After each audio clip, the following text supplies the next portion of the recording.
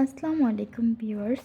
আজকে আমি আপনাদের সাথে শেয়ার করব বিক্রমপুরের একটা ঐতিহ্যবাহী পিঠা, যার নাম পিপিখানা পিঠা। তো পিপিখানা পিঠা তৈরি করতে প্রথমে আমি নিয়ে নিব 3টা ডিম। 3টা ডিমকে আমি খুব ভালোভাবে ফেটিয়ে এর মধ্যে নিয়ে নিব গুড়। আমি এখানে খেজুরের গুড় ব্যবহার করেছি। তো এটা আমি খুব ভালো করে হাতের সাহায্যে আমি এটাকে ভালো করে মিশিয়ে নিব, যাতে এর মধ্যে কোনো দানা দানা ভাব না থাকে। তো এখন আমি এর মধ্যে দিয়ে দেব নারকেল। আমি এখানে 1 কাপ পরিমাণ নারকেল ব্যবহার করেছি। আপনারা আপনাদের পছন্দ মতো কম বেশি ব্যবহার করে নিতে পারেন। এখন দিয়ে দেব একটু লবণ।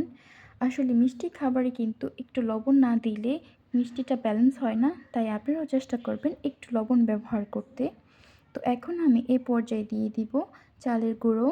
তো এখানে আমি 3 কাপ, মানে টোটালি 3.5 কাপ চালের গুঁড়ো ব্যবহার করেছি। 1.5 কাপ নিয়েছি সিদ্ধ চাল আর 2 কাপ নিয়েছি পোলাওর চাল। তো চালটাকে আমি অল্প অল্প করে মিশিয়ে নিচ্ছি। হাতের সাহায্যে মেশাবেন আপনারা, এতে করে চালটার মধ্যেও দানা দানা ভাব থাকবে না। এই গোলাটার মধ্যে কিন্তু দানা দানা ভাব থাকলে তখন কিন্তু পিঠাটা হয়ে গেলে খেতে ভালো লাগবে না। তো এটাকে আমি মিশাতে সাথে ব্যবহার করছি গরুর দুধ। আমি জাল করে নিয়েছিলাম আগের থেকে, সেটা একটু একটু করে মিশিয়ে নিচ্ছি। এখানে আমি 1.5 লিটার গরুর দুধ ব্যবহার করছি। তো এটাকে আমি আস্তে আস্তে পুরো চাল এবং দুধটা দিয়ে মিশিয়ে নিয়েছি।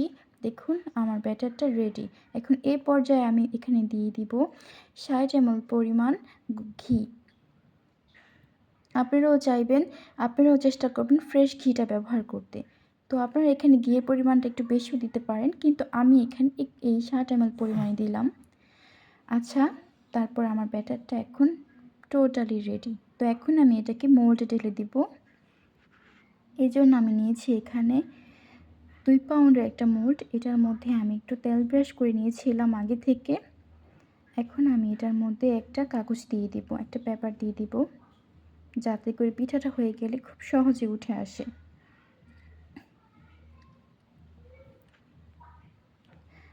আচ্ছা, তো এখন আমি এই পর্যায়ে আমার ব্যাটারটাকে ঢেলে দিচ্ছি।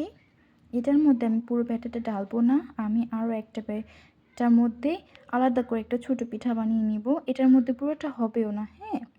তো আমি আর বাকি ব্যাটারের জন্য আমি আরেকটা মোল্ড ইউজ করব।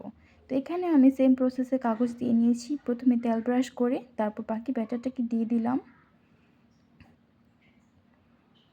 এখন এটাকে আমি ওভেনে দিয়ে দিব।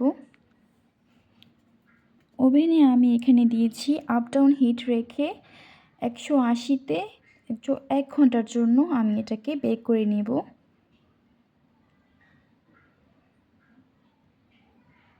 দেখতেই পাচ্ছেন আমি ওভেনে দিয়ে দিচ্ছি। তো এখন ফিরে আসবো আমি ঠিক 1 ঘন্টা পর। আচ্ছা, 1 ঘন্টা পরে আমার পিঠাটা পুরো রেডি। চলুন এবার চেক করে আপনাকে দেখাই এটা কতটুকু কীভাবে হলো, কেমন হলো। প্রথমে এটার মধ্যে একটা টুথপিক দিয়ে দিবেন। যদি দেখেন টুথপিকটা এরকম ক্লিন আসছে, তাহলে মনে করবেন পিঠাটা আপনার রেডি। তো এখন আমি এটাকে ডেকোরেশন করব। এটার মধ্যে একটু নারকেল দিয়ে দিচ্ছি, দেখতে ভালো লাগে যেন, এজন্য আমি একটু নারকেল দিয়ে ডেকোরেশন করছি। তো তৈরি হয়ে গেল খুব ঝটপট আর মজাদার একটা পিপিখানা পিঠা। আপনিও এভাবে ট্রাই করবেন।